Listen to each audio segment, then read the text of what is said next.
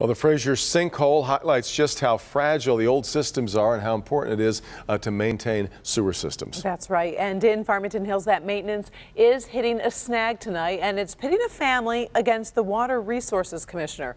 Local 4 business editor Rob Maloney explains how that family could possibly lose their home. The Dillon family bought this house out of foreclosure thinking they got a real bargain.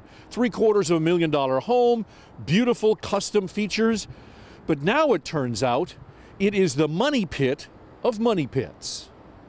Can you even begin to imagine the reaction 6 years ago now when the letter came telling them they had to tear down their home and pick up the tab on the whole operation, roughly $1 million. That's the staggering battle they've waged with the county ever since. The house sits atop a sewage easement installed back in the 70s that went in before the house ever sat here. And when they built the place in the early 2000s, the legal filings say the builder, who was also the homeowner at the time, removed a manhole to the sewer and sealed it off, and then put the house on top. Well, the county has since sent video robots inside the sewer line and says it's discovered leaks, and that's a worry.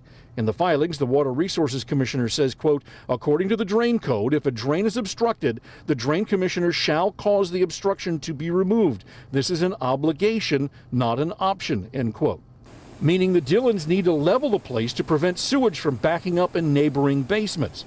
The Dillons, of course, are not so wealthy that they can afford to demolish their own home and then find some place to live. So in their court filings, they say, quote, the Dillons are innocent homeowners. They were not involved in any way with design, construction, or inspection of the home or with the home's connection to the sewer line. They were not to blame for the situation, end quote.